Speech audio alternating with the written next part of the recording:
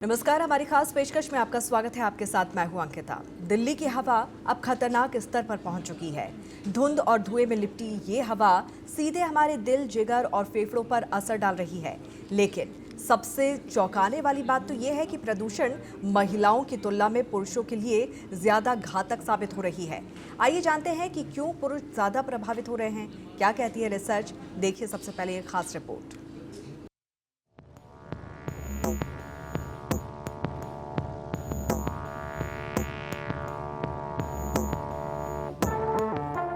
धुंध धुएं में लिपटी दिल्ली की हवा जानलेवा साबित हो रही है। दिल, जिगर और फेफड़े जहरीली हवा की मार के आगे बेबस हो चले हैं। यह हवा इतनी खतरनाक है कि अब डॉक्टर भी लोगों को दिल्ली छोड़ने की राय दे रहे हैं। तो कई डॉक्टर आने वाली महामारी की चेतावनी भी दे रहे हैं, जिसमें सांस और फेफड़े की बीमारी तेजी से लोगों को अपनी गिरफ्त में लेगी। हाल ही में सामने आई एक और रिसर्च में चौंकाने वाले खुलासे हुए हैं।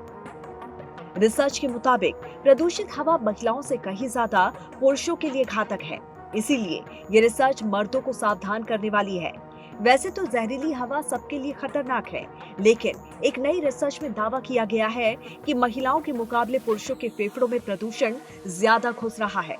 रिसर्च में वयस्क पुरुषों और महिलाओं के फेफड़ों में PM 2.5 और PM 10 कणों के जमाव को मापा गया। शोधकर्ताओं ने बैठने और चलने के दौरान ये रिसर्च किया।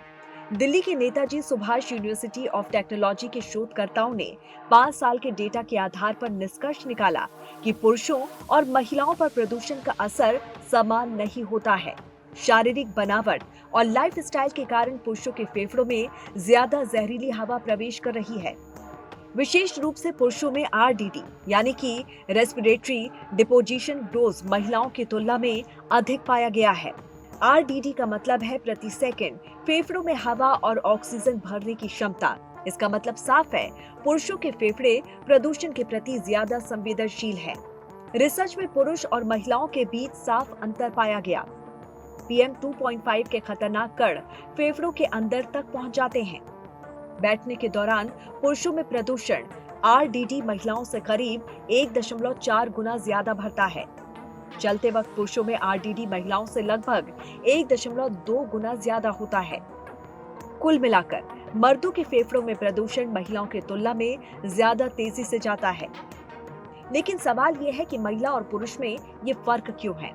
दरअसल पुरुष आमतौर पर बाहरी वायु प्रदूषण के ज्यादा संपर्क में रहते हैं, क्योंकि वो अधिकतर बाहर काम करते हैं, तो वहीं महिलाएं अक्सर अंदर रहती हैं। इसके अलावा सांस लेने की मात्रा और उसकी आवृत्ति लिंग और शारीरिक गतिविधि के अनुसार अलग अलग होती है। पुरुषों के फेफड़े बड़े होते हैं, इसीलिए वो ज्यादा हवा और ज्यादा प्रदूषण अंदर लेते हैं। पुरुष आमतौर पर काम या एक्सरसाइज की वजह से ज्यादा समय बाहर रहते हैं। बाहरी काम में सांस तेजी से चलती है, जिससे PM 2.5 जैसे जहरीले कण फेफड़ों के अंदर तक पहुंच जाते हैं। इसके पीछे एक बड़ा कारण पुरुषों की लाइफस्टाइल और काम की प्रकृति है। अध्ययन से जुड़े विशेषज्ञों के अनुसार पुरुष ज्यादातर बाहर काम करते हैं, जैसे कि कंस्ट्रक्शन साइट, फैक्ट्रियों, सड़क किनारे की नौकरियां। यही कारण है पुरुषों के लिए प्रदूषण ज्यादा हानिकारक है। तो फिर सवाल उठता है कि मर्दों को इस बेरहम हवा से बचने के लिए क्या करना चाहिए? पीक आवर्स से बचें। सुबह 7 से 10 बजे और शाम के ट्रैफिक के टाइम बाहर ना निकलें। N95 मास्क पहनें। बाहर जाते समय अच्छी क्वालिटी का N95 मास्क इस्तेमाल करें। विटामिन C लें। नींबू, संतरा, आंवला जैसे फल खाएं। ये फेफड़ों को नुकसान से बचाते हैं। प्राणायाम करें। अनुलोम विलोम और भस्त्रिका से फेफड़े मजबूत होते हैं। एयर प्यूरिफाइंग पौधे लगाएं। Snake plant, aloe vera, money plant घर की हवा साफ करते हैं। लक्षण दिखे तो डॉक्टर से मिलें। लगातार खांसी, सीने में भारीपन या सांस फूलने पर तुरंत विशेषज्ञ को दिखाएं। फेफड़ों में ज्यादा प्रदूषक कण जमा होने से अस्थमा, COPD और दूसरी सांस की बीमारियों का खतरा बढ़ जाता है।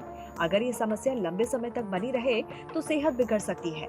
कुल मिलाकर स्टडी बताती है कि प्रदूषण सभी को नुकसान पहुंचाता है, लेकिन इसका असर हर किसी पर बराबर नहीं होता है। शोधकर्ताओं का कहना है कि प्रदूषण कम करने के लिए तुरंत सख्त कदम उठाने जरूरी हैं। इसके लिए वाहनों और फैक्ट्रियों के उत्सर्जन पर कड़ा नियंत्रण होना चाहिए।